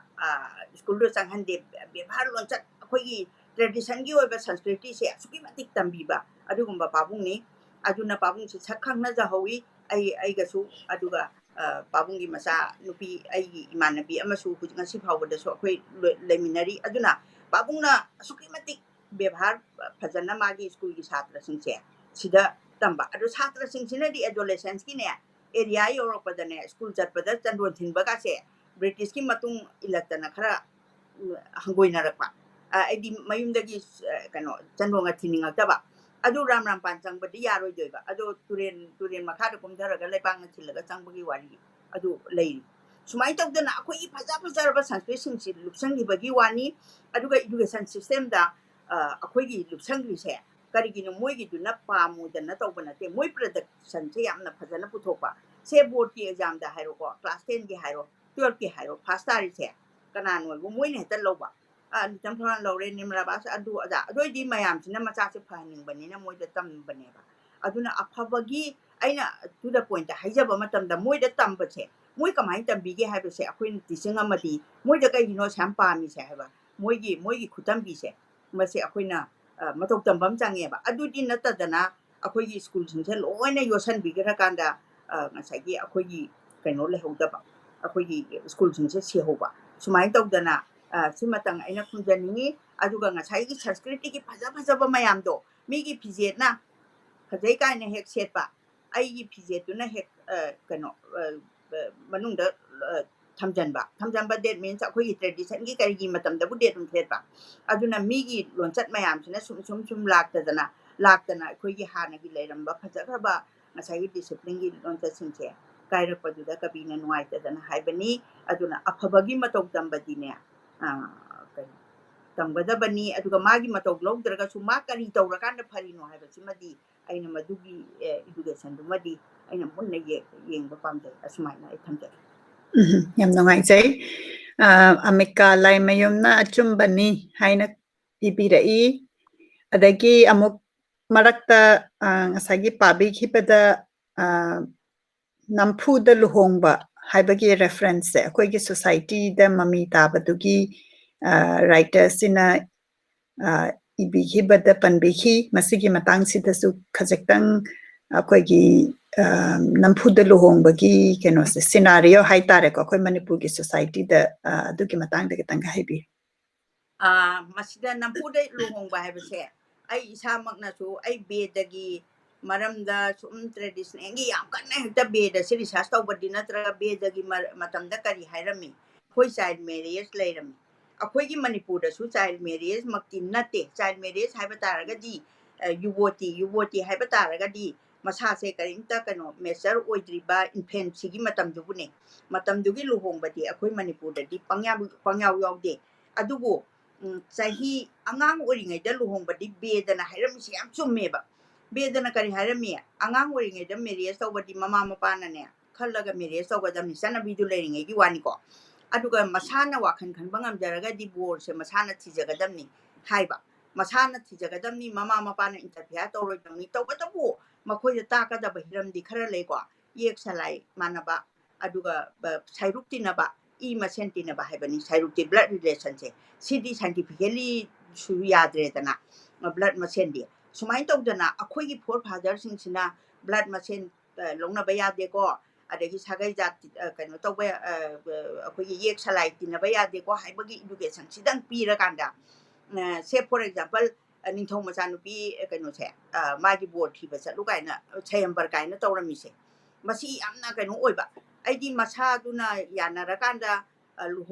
luhong da ba by force akhoi adudi yaroi adugi macha adudi laire adudi mama mapa pu pang sude pitat patali hayeng yum ban ba yaroi na chingba haira kanda macha nupi singse force marriage ama tawhleba aduna ngasi di ka jawre ngasi crime yam laiba mi adu halame adu tawrame ka harise mana di angang oringai dagi magi kaino du da mana khangna chana ba lejaruba aduga mama mapa na forcefully tawrakanda atopa nupa amada aidi ina khunba bu ro mama pa na luhongi dudi ma nungai namne dana yamna nungsi jani da akoi nupi singse mahai masing tamdringai da nupa se man tha acha duini kaina ba marung masing utikanda na qualification haire ko matam du marung masing kyam le mama pa pu pang supra chagai jat adura kaina so many kaino se mama mapa sinane pa mi se adune ba aduga kitang lai raba ma kitanga macha se waru do ba adu di mana mai macha se kaino pdf ma thugai na bo ne ba mama mapa sin mama mapa khuding mang na te ko aina hanga chari se mayamna aduga ayambana di macha se nungai haning badagi yamna broken family oiba nupimcha amasu frustrated oidana le haudorimni nupadu masu mama pana haiba indorimni sumba yamna crisis he kabino urakpadagi hariba wahai singse ai fully support of janingi 100 of janingi adu ai my own experience di ai na hangachage mayamna hangbiraktraga su ai lai su matik chaba mi oyu nasana thokpa nasagi naran che sina asengba maranni aduga ne nangi bor khanba matam dadi kaina khanba matam dadi ai yaujaroi aduga haida hayu engagement yes tawni haidana ai ngasi phawba dadi ai madu moina su khanja bangak tani ai madu interview tawjade karigi noida moina wakhan manadana si tawsi haibadu dagi aina unknown amakha pusalaga luhongba haibase ai ngondadi madu yamna kano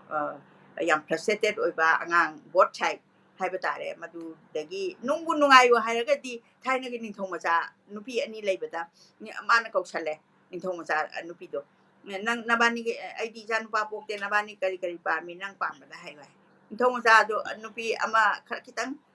nungai ba pamba haigadra aduna ai kano property pa mi sana pa mi lan pa mi hai mana mapa na phare adudi aja atom bidong kausale atom bidka singan bra atom bidona hai babung ai sagi khutna ne tangjaraga hingbadu ai pamje ai di babung gi maran karimta ai lawjaba pamje de hai adu la sa masan pi atom bidon mangon ogi bai wari ka so akoina be de gi lai sing sida thengnei aduna maram oidana akoi gi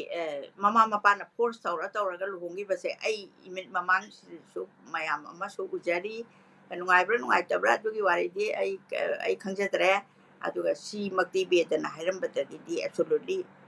wrong haijen yamna nungai imana masigi matangda mot phongtokpiba additionally aina ujabadasu akoigi ngasagi mama mapana arrange tawraga magi machanupi natraga machanupa sina magi compatible oirabani nakara khutlabani haina moigi mot haibatare adu enforce tawba du imana takpikre madugi mathakta aina mo akoigi society da chela kanda mi se namphuda chelurabani na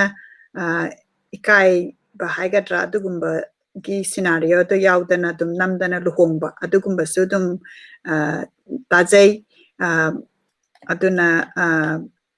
masigumba gi scenario sida yamna strong oina aina maming de kaujare nupi yama akoigi manipur gi society da maina phara kanda chela kanda tholakpada mana aide ai isana yabana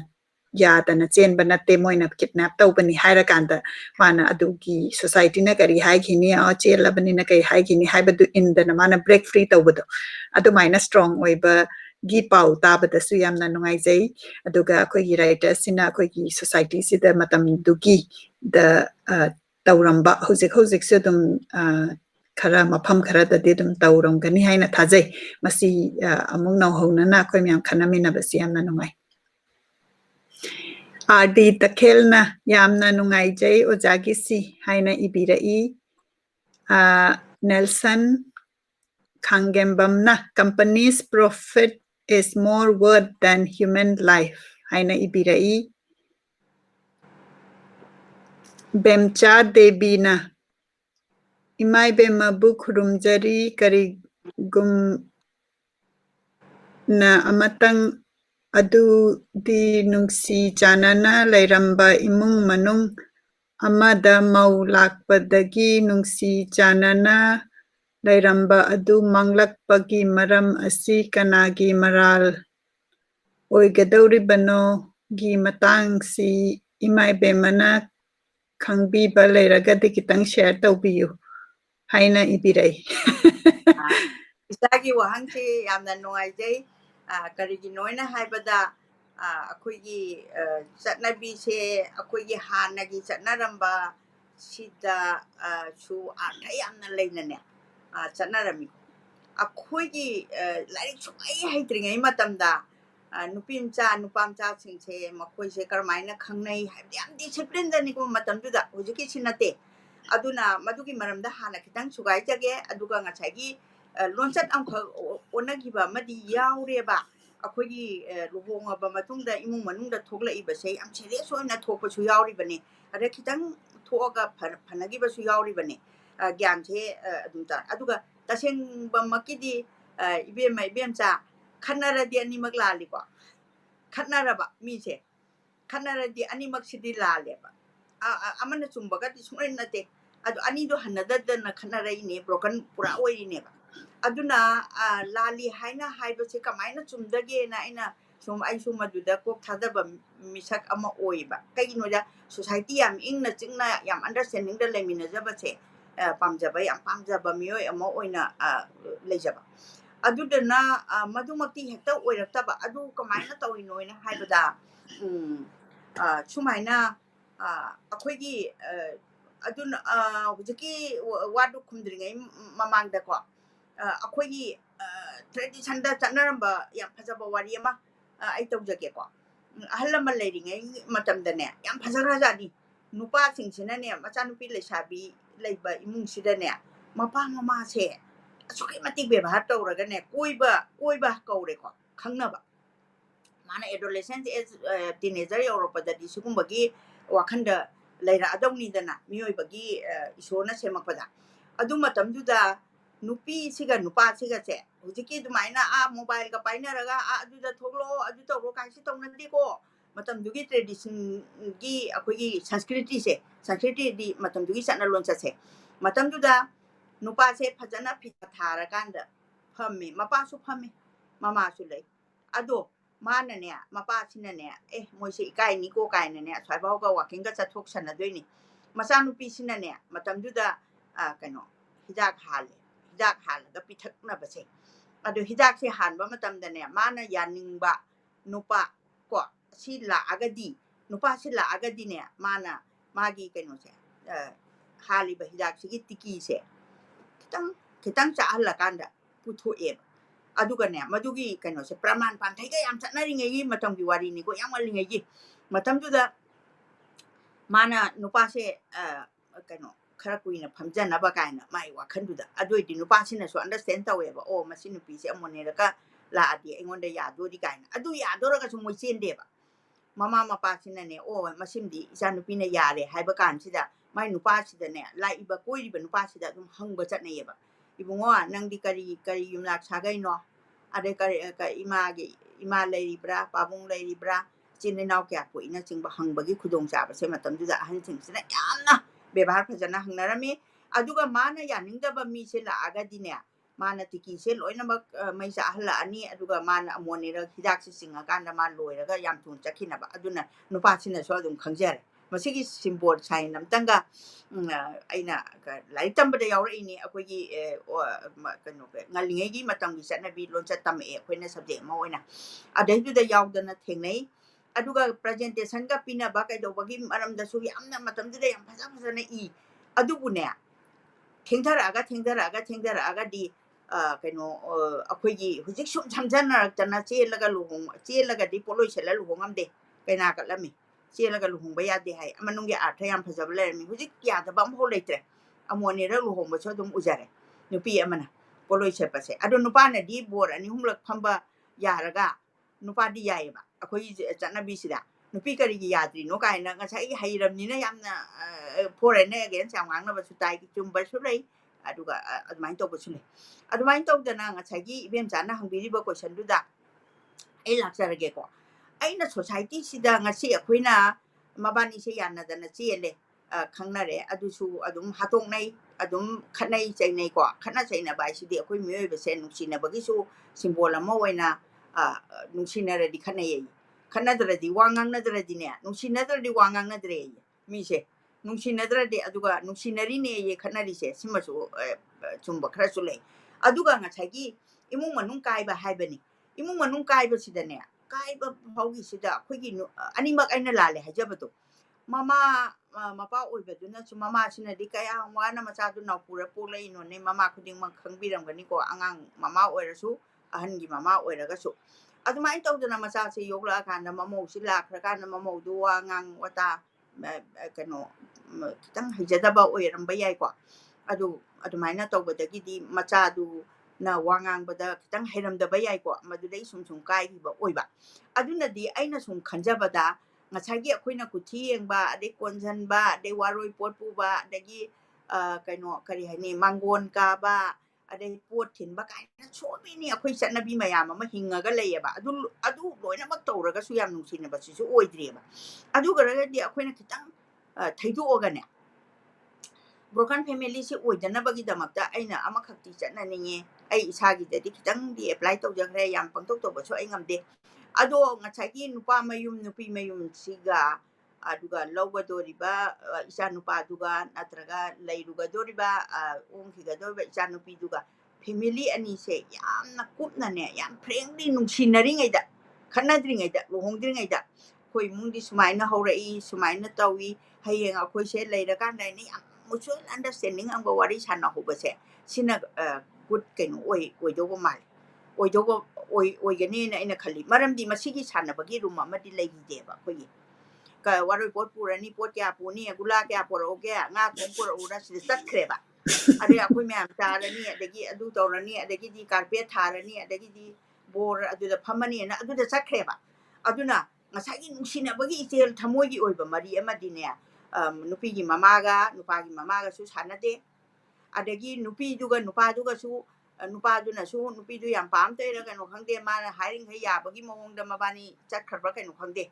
마수 왕앙부두수 해호드래 레실레 톤다나 아코이 마체 마타이 누아이로이고수 해 칼호드래 아데디 와둥앙보다 그노 kari populu kai thadaba haibra kaino atmai na ngang ba ngang so adum leibane ba magi aduna number 1 language presentation is very important akoi gi long life se language presentation se language sida loin leiba khon sen nungsiba khon wow bai na masule khon wow bai se aina khoi ma da hangi kai noi ma khon wow bai se khon da bu geslen tai ya bra ina hangi ba khon wow bai din aduna ten hey mi na ngang ba ta ba ya ba nungsiba khon haibado 이승막다 부토어수 마마 이승세 레이저레 하라가디 파트로 이붕어 낭나 탁닝바 이승도 이마나 시다 탐메 하라가디 마사두나 하라우로이드로 아이나 숙실라 칸세 낭나 이승 탁게 뭐 하절레 체나 마나 랑살마가디 마사두나 수 해포포 오라가수 카이노 콜 마데 보이나 시기 랭귀지 프레젠테이션 아데기 타모이기 마리 마시 양 very important 아두나 nga 와리 사동나 바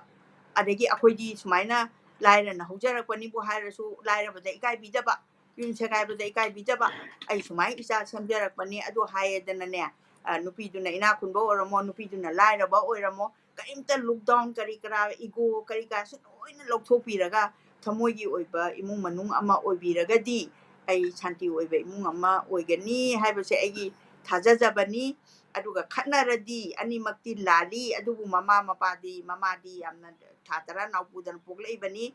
ꯊꯥ ꯇꯔꯥꯗꯣ ꯑꯃꯨꯛ ꯂꯣꯏꯔꯀꯥꯟꯗ ꯃꯆꯥꯗꯣ ꯑꯃꯨꯛ ꯃꯤ ꯑꯣꯏꯅꯕ ꯁꯦꯝꯃꯛꯏꯕꯅꯦꯕ ꯑꯗꯨꯏꯗꯤ ꯃꯥꯗꯤ ꯌꯥꯝ ꯁꯥꯎꯒꯟ ꯇꯥꯔꯦꯗꯅ ꯃꯥꯗꯤ ꯐꯦꯠ ꯐꯥ ꯈꯔ ꯂꯥꯎꯔꯅꯦꯕ ꯑꯗꯨꯅ ꯑꯗꯨ ꯌꯦꯡꯉꯒ ꯃꯃꯧ ꯑꯣꯏꯕꯤꯔꯤꯕꯁꯤꯡꯁꯤꯅꯁꯨ ꯃꯥꯗꯤ ꯀꯩꯅꯣꯅꯤꯀꯣ ꯑꯩꯒꯤ ꯅꯨꯄꯥꯒꯤ ꯃꯃꯥ ꯅꯠꯇꯦꯀꯣ ꯑꯩ ꯏꯃꯥꯒ ꯃꯥꯟꯅꯩꯀꯣ ꯍꯥꯏꯅ ꯍꯦꯛ ꯈꯟꯕꯤꯔꯕ ꯑꯗꯨꯃꯥꯏꯅ ꯇꯧꯔꯒꯗꯤ ꯅꯨꯡꯁꯤꯕ ꯑꯅꯤꯁꯦ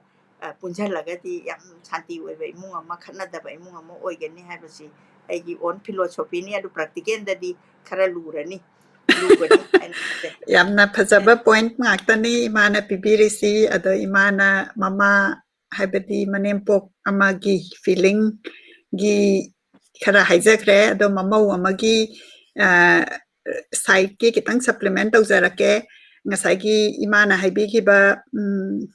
khatnaradi animak sigi kano leramgani haibase si khandaba chumi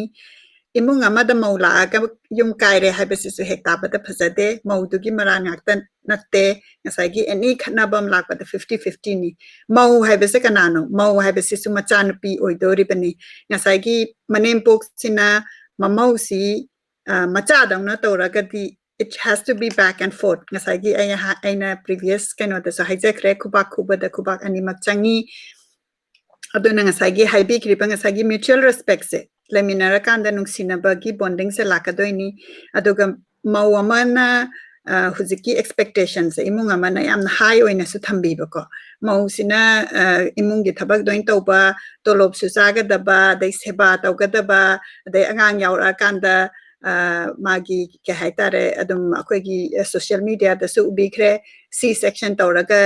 matam yam changa banina imung da seba tawba da mata handhare kumba haibi ba adagi angang po aba matung da mama sina fit tawraga chak lambase mayam tabiba mayam na sumot pibiu mawa mana mana chak lambase yamna magi matam si kano yamna lama kandu da imung dugi ahan chak chadri natragana imung ge mayam chadri nang na hana kamain chadoino ka haiba sigumba se practical issue neba aduna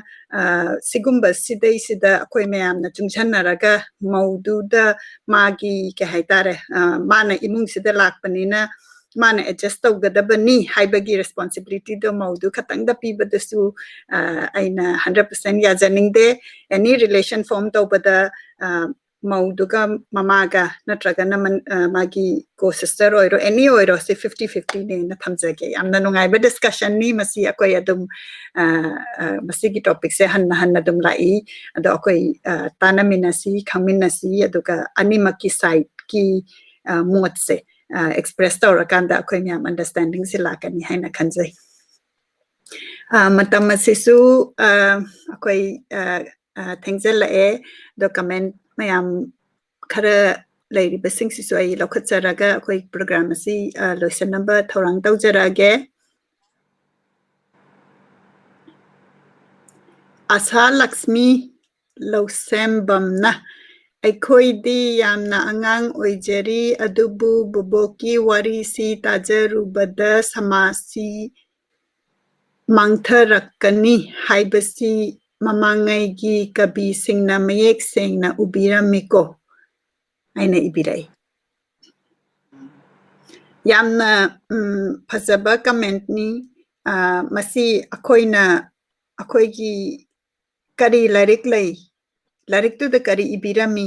ꯀꯕꯤꯁꯤ ꯀꯅꯥꯅꯣ ꯍꯥꯏꯕꯁꯦ ꯃꯁꯤ ꯑꯩꯈꯣꯏꯒꯤ ꯌꯥꯝꯅ ꯑꯦꯖꯨꯀꯦꯇꯤቭ ꯑꯣꯏꯕ ꯀꯩꯅꯣꯅꯦꯕ ꯑꯗꯨꯒ ꯂꯥꯏꯔꯤꯛꯁꯤꯁꯨ ꯑꯩꯈꯣꯏꯅ ꯐꯪꯕꯗ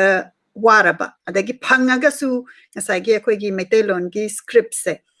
ꯕꯦꯡꯒꯣꯂꯤ ꯁ꯭ꯀ꯭ꯔꯤꯞꯇꯨ ꯄꯥꯕ ꯍꯩꯇꯕ ꯀꯥꯡꯕꯨ ꯑꯃ ꯑꯗꯩ ꯕꯦꯡꯒꯣꯂꯤ ꯁ꯭ꯀ꯭ꯔꯤꯞꯇꯒꯤ ꯍꯧꯖꯤꯛ ꯃꯩꯇꯩ ꯃꯌꯦꯛꯇ ꯃꯁꯤ ꯇ꯭ꯔꯥꯟꯁꯂꯦꯁꯟ ꯂꯩꯇꯕ ꯑꯗꯨꯅ ꯃꯩꯇꯩ ꯃꯌꯦꯛꯀꯤ ꯑꯅꯧꯕ ꯖꯦꯅꯦꯔꯦꯁꯟꯁꯤꯅ ꯑꯃꯨꯛ ꯍꯧꯖꯤꯛꯀꯤ ꯕꯦꯡꯒꯣꯂꯤ ꯁ꯭ꯀ꯭ꯔꯤꯞꯁꯦ ꯄꯥꯕ ꯉꯝꯗꯕ ꯑꯗꯨꯅ ꯃꯁꯤꯒꯤ ꯌꯥꯝꯅ ꯐꯖꯅ ꯑꯩꯈꯣꯏꯒꯤ ꯒꯤꯐ ꯑꯣꯏꯅ ꯊꯝꯕꯤꯔꯝꯃꯕ ꯄꯣꯠꯁꯤ ꯃꯥꯡꯈꯤꯒꯗ꯭ꯔꯥ ꯍꯥꯏꯅ ꯏꯃꯥꯁꯤꯅ ꯃꯅꯤꯄꯨꯔꯤ ꯂꯤꯇꯔꯦꯆꯔꯒꯤ ꯂꯝꯗ ꯂꯩꯕꯅꯤꯅ ꯌꯥꯝꯅ ꯃꯥꯅ ꯅꯨꯡꯉꯥꯏꯇꯅ ꯁꯣꯟꯖꯕꯁꯤꯗ ꯑꯩꯈꯣꯏꯅ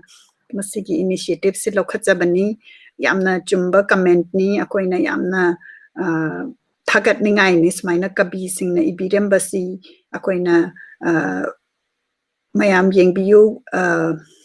kano Amazon da yengba kanda akhoi gi book se Manipur in thaba kanda akhoi gi book yamna khara di phangi yam phangba nateba aduna phangba pot to khoi na parabani na mi gi writer mi gi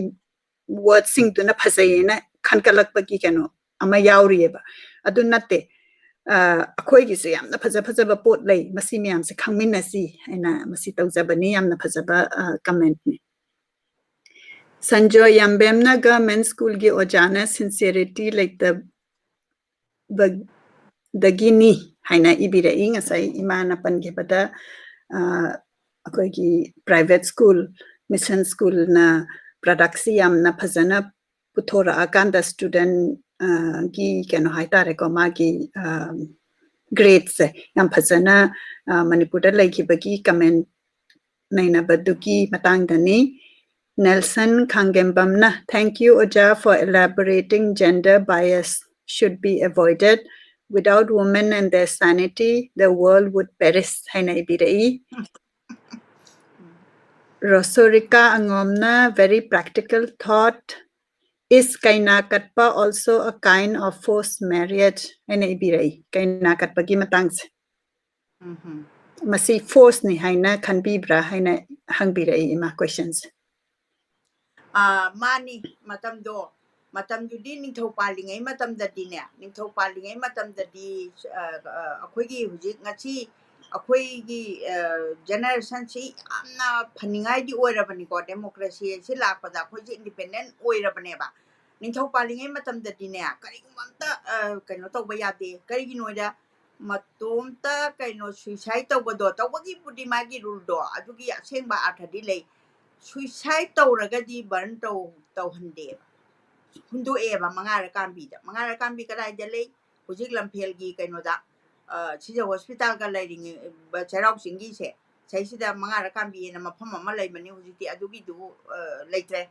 ado matamdu da ningthau palingai matamda suicide se tawnarame ba mi singse karigumba matamda magi nungai taba yam frustration kare tawra ma decision lobo khotpa adu tawba matamdu da ne adu da asiba masase hundo kaneba aduga kwakna langjana chelhalaga nangi atmado otana leitrabanne nang sarga kaba yaroi ban tawraga di akhoi na sarga kaba ne na akhoi kaino sina thajanarmeba aduna mama mapa oiba singna di machado adu hundokpa yaramoidana hundokpada yaningamoyeba do haiba ngamdaba adu matamduda ningthobi seirang ni na kibadagi ko hoi ngachi su chaira kudi leitabadi nate ngasai su aina pau tabada quarantine center dagi lam helaba khara kaino oiba singdo jail da thajangre hai chairak leitana di mioi bese phabadi yade adumak oidana su ngasagi siraba atma do adu bhaubada chairak lei hai aduna matamduda kaina kalise kaidobagi kalino haibada ngasagi luhongba haiba arthase luhongba yamna kaino ni yuboti oiringaida angang oingaida child marriage ka torise nunggi artha yam leikre akhogi tonganba sanskriti matamduda yam sengingai matamduda mase che samna harabada kainoda mase virgin oibra oidabra ko virgin oringai matamduda ma luhongadamni luhongagadi mase mana soliba punamak pandina soliba punamak se mase blessing phangabani aduga mana kaino luhongura chelura kanda nupa mayumda leirura kanda luhongagadi mase pap oirabani mana adugumba bedagi taba yaroi aduna mase kaina katgadabani luhongbagi sonbado adu yade haidana kaina katba haibasi phanda morada phama ei sasu ko hoyo ko ei se ma kaina katba dai nei ma ei yam yengninge kamai tawgena yeng kana nusijani mapana yo phane chelani nupa dusu kaino koyete aduga kaino tawraga leipareng du hungna hale only then mas khoi beda karika sonba kaidoba amata sonde adumai tawdana luhong bado madu kaino ni matamduda mogi dandini Adagi amaromda aina additionally comment kitang hapsage kaina katpasi akhoi Manipur gi sinda mayam angang sing haigadra ko moi dating ga chachabada mayam na khongoi na biraga pharaga kaina khudakta ga katla kanda ikai ba piba aduga moi adugumba su dum tajai hoi haibi ako nga sin maraksida ay kay nomdang sengdo hoge ahoy ay na nga sa kinakat ba hari judi ma che haina singnaraga yek chen ba de na yamna phajaba formality nang na blood relation da nabani na yung palaga di noy poi na chado ka brain phararoi soinare ni na chingba adugumba leiringai gi chen ba duni ko hujik aduga chen laga kainakat ba duni hauji isana hangbireba kaina kapadu karamba kaina kapanu huji kaina kappa haiba oragadi kaina kapadu ngachagi chela su ngachagi aina haijagi bado luhongora sa ani rakwa honge adubu su heng nungai te tabada aduga ngachagi kaino kaina kappa haisida mapuroi balaiba nupido ado kaino nupa amga wari sarure ye adugane wari sarure na kaina katlagane aigi minmang sidane ai du jade ko ai madu never ai yingning de ko adugumba human torture mi na mi da aidi maduda akoina ningsang hoba yai kainoda budade kainona Jesus na kainoda nupi ama okta bine na nungna thage na mayam chenthorappada mana prabha thokla kandane phare phare noi mabu nungna thadana halachi na punchidar aran ba tawdaba mi amana mon nungna thagadabani haibada munna khala kanda aran ba tawba ngaktan ni landaba mi leite dana aduna nupido nungna thaba ngamgite ko adui wari le aduna akhoi society sidadi kaino da akhoi law yam leidi ba nakan nakanda aduna moi tongning bada tawba aduna nupi se mapuroi ba leitaba marom donga leiba nate ni mapuroi ba gi mayum du da nupi ama oina leijari ba mari social wakti tawjaba ma senge di khangba khoina senge di sengi sengde se khoina khangde mi duna magi mayum pan mangam na bain tawjaba du da kaina ka san bira kana masa masu kaina raga ne uji yang wana lebe yawe ba ko adugi kaina ka pa du di is very very bad masi ban tok tho ga mai tha do ka jaba ne ko society na yaro jaba ya de hai hai na mafam am de ta song thore adum hai masi kaina kat bagi topic si amna chawba topic ni aduga adum time and again adum chongthorak pa hai betare ko ngasai ki man pan bi badu icham cham na nupa ma ga nupi ma ga wari sana pasi phatta meeting the ying bira kanda ikai ba pira ga ngasai ki man hai ba case si aseng ba case ni true life case ni aduga ikai ba pira ga mana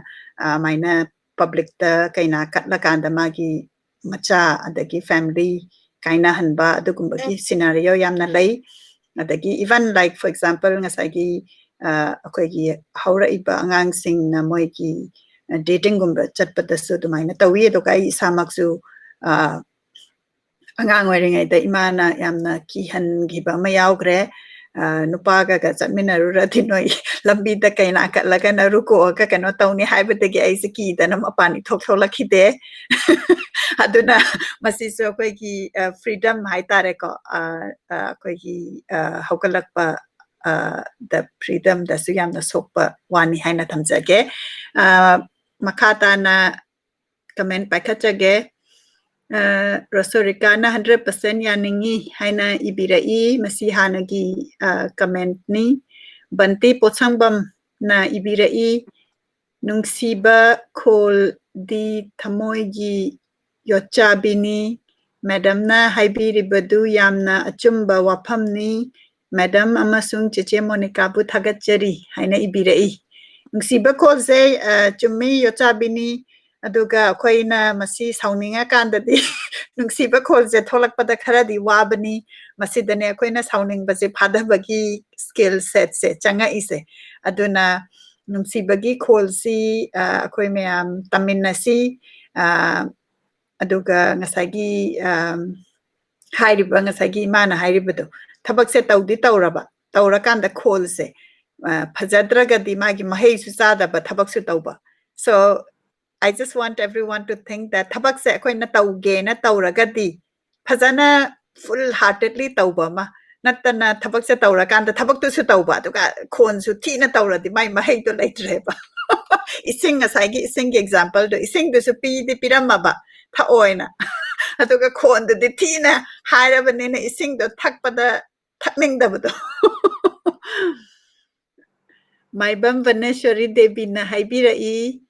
will it be okay if we can translate this old book to English, or is it better to rewrite in Meitei Mayek? What do you think will be better for future generation? Masi imagi sumon pibiu anauba book ta aina yengjabada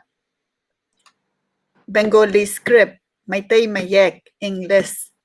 ahumaki kanose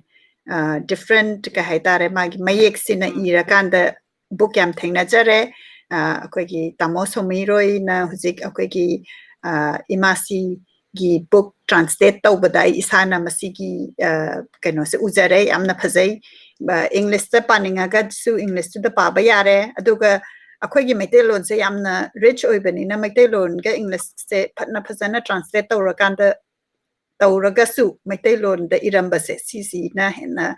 ꯐꯖꯕꯒꯤ ꯃꯍꯥꯎꯗꯣ ꯂꯧꯅꯤꯡꯉꯒꯁꯨ ꯃꯩꯇꯩ ꯂꯣꯟꯗꯨ ꯄꯥꯕ ꯌꯥꯔꯦ ꯑꯗꯨꯒ ꯃꯩꯇꯩ ꯂꯣꯟ ꯄꯥꯕꯁꯤꯗ ꯉꯁꯥꯏꯒꯤ Bengali script ꯈꯪꯕ ꯀꯥꯡꯕꯨꯅ ꯕꯦꯡꯒꯣꯂꯤ ꯁꯀ꯭ꯔꯤꯞꯇꯨ ꯄꯥꯕ ꯃꯩꯇꯩ ꯃꯌꯦꯛ ꯈꯪꯕ ꯀꯥꯡꯕꯨꯅ ꯃꯩꯇꯩ ꯃꯌꯦꯛꯇ ꯄꯥꯕ ꯃꯁꯤꯒꯤ ꯐꯣꯔꯃꯦꯠꯁꯦ ꯑꯅꯧꯕ ꯑꯩꯈꯣꯏꯒꯤ ꯅꯣꯚꯦꯜ ꯑꯗꯒꯤ ꯕꯨꯛ ꯂꯩꯕꯁꯤꯡꯗ ꯑꯩꯅ ꯃꯁꯤ ꯎꯖꯔꯦ ꯑꯗꯒꯤ ꯑꯩꯈꯣꯏꯒꯤ ꯏꯃꯥ ꯖꯃꯨꯅꯥ ꯑꯗꯚꯥꯅꯤꯅ ꯏꯕ ꯕꯨꯛꯇꯁꯨ ꯁꯤꯒꯤ ꯐꯣꯔꯃꯦꯠꯁꯤꯗ ꯏꯈꯤ ꯑꯗꯨꯅ ꯒꯦꯞ ꯂꯩꯔꯤꯁꯦ ꯊꯥꯏꯅꯒꯤ ꯍꯧꯖꯤꯛꯀꯤ ꯍꯥꯏꯔꯤꯕ ꯉꯁꯥꯏꯒꯤ ꯃꯤꯡ ꯑꯣꯏꯅ ꯄꯟꯖꯔꯕꯗ ꯁꯃꯔꯦꯟꯗ꯭ꯔ ꯑꯔꯥꯝꯕꯝ ꯑꯩꯈꯣꯏꯅ ꯃꯥꯒꯤ ꯂꯥꯏꯔꯤꯛꯁꯦ ꯑꯩꯈꯣꯏꯅ ꯐꯪꯕꯗ ꯋꯥꯕ ꯁꯤꯒꯨꯝꯕꯁꯤꯅꯦ ꯑꯩꯈꯣꯏꯅ ꯌꯥꯝꯅ ꯀꯩꯅꯣ ꯑꯣꯏꯅ ꯀꯩ ꯍꯥꯏꯇꯥꯔꯦ ꯌꯣꯛꯈꯠꯄ ꯑꯗꯒꯤ ꯑꯩꯈꯣꯏꯅ ꯈꯪꯕꯒꯤ ꯗꯔꯀꯥꯔ ꯑꯣꯏꯔꯤꯁꯦ ꯑꯗꯨꯒ ꯏꯖꯤꯂꯤ ꯑꯦꯚꯦꯂꯦꯕꯤꯂꯤꯇꯤꯁꯦ ꯁꯤꯅꯦ ꯑꯩꯈꯣꯏꯒꯤ ꯆꯦꯂꯦꯟꯖꯁꯦ ꯁꯤ ꯃꯇꯥꯡꯗ ꯑꯩꯅ ꯂꯣꯟꯒꯤ ꯃꯇꯥꯡꯁꯦ ꯃꯁꯤꯗ ꯀꯟꯇ꯭ꯔꯣꯚꯔꯁꯤ ꯂꯩꯕꯁꯤ ꯀꯃꯥꯏꯅ ꯇꯧꯒꯦꯕꯨ ngarang pajagi kabiratna sigi matamda mana khangakpase ahanbada bengali se taurambadagi sanskrit taurambadagi bengali lakpa matamda satra masing handaki asmai lon gi khena ba haina ibiramidana adudagidi bengali su sanskrit su animak se tammakanda akogi education se lakba aduna kanaba sina kaidore sanskrit gi kalidas ki sanskrit iramba bigyan sakuntalam karikal oi handokpa kaino oire adu kanari se bengali hayobagi su kanare bengali dagi su akoina saite gi pukai se leire tawatapu ngasi akoigi akhang ahe punamak aina kaino hajabadi hangatchabadi nachade yamna kaino pamdabagi hangatchabadi nachade ko adugune angang singda bengali ga maitai bengali script akoina hana tanjare iba generation ama lan graba bengali se masi pura thadoga maitai mayekta 12 fauba tharakana maitai mayekta I pagraba angang sina reference somda bengali da ibase mana paba thoktaba aduga ngasi da su ahum ibire hari se lari khara da neba loina ba cover tawba ngamkhiroi de adudi tawdringai marak sida di moi di kainta khangda ba tarabra haibase sineba aingonda fil tawjari se maramdi aina matamduda kainogi ai akhanga he amasuna chade tawguma sung bengali gi script su tambirama ba maitai mek su tambirama ba ani makse angang 12 thari kangbu singsina adu oragadi moida lambi se chatpada yamna smooth lambi ama oigane na khanjai masi lanba chumba haibadu mayam gi ataba singsigi wakhanda thambiyu makhoi huji 12 thari ba angang amana huji aigi viewer listener ni aingon dagi kaino khak yam pa me quotation ama aina phare adudi nangna yam pa ama banina angang sidi angang ni aina thare ba quotation do magi kaino se whatsapp group sila aduga aina nangdi ai quotation do para braina har madam aidi bengali me ti pa ba thokte dana ai adum thame imana ba thira pa hangena haire ba ram hare krishna aidi huji ki education se khoi di ja tawdana ai matam loirabanina maitai mek tam hore haibadu da bengali su yaw wininge ba bengali sidi moida zero leire ba maitai mek khaktang adudi maitai mek tudna bengali somda leiba reference mayam se artha handok tring haidi moi se khangda batabra adu eraga di aina kaino khitang tham aina kaino khak para kanda mo kana ba ore de na adu wakhanda ne ba tawise adu phatte haijabagi wadi nate angang haisidi tambada loina haiba ngaktani bengali du su maitai mek su animak haiba oiragadi aduga hayeng maitai mek na cover tawra aba matamdo loina mak adu matamdu da thado oga kakthapa oibadudi adudi yaidana adugi wafam the aigi se mayam na yam tabada nungai biramoida nungai da aigi moti de ai adman thamje adugu kari di taw yamna habiti main thing di akoina hujiki gaps kamaina cover tawsige aduga akoigi hanagi yamna phajana lairiba lan akoigi manipuri literature gi writings mayam se mangdana next generation maitai mayek khangaba bengali script khangdaba singse sigi gap tu kamaina akoina fill tawsige habiki question duni matang asida akoigi program asi loisinjarage ngasigi oina mathangi Saturday same time da amukunasi yamna nungai thank you so much for all your participation aduga loi rakpagi matang sida ayhak akoigi writer singbu nolokpa uchabagi damakta ai photo pukhatjarake